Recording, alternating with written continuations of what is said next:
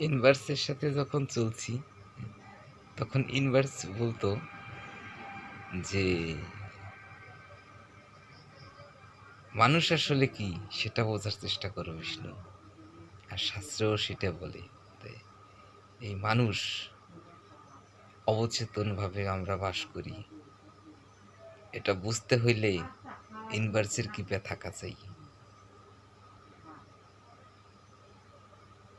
Universe ঈশ্বরের অবতার, যিনি মানব রূপে আমার জীবনে আসছিল, আমি তার সাক্ষী।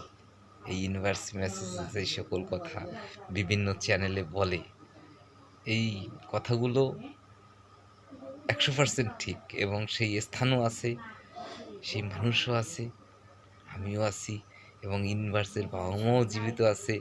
তার কীর্তি আজকে ইতিহাসে পরিণত হইতেছে।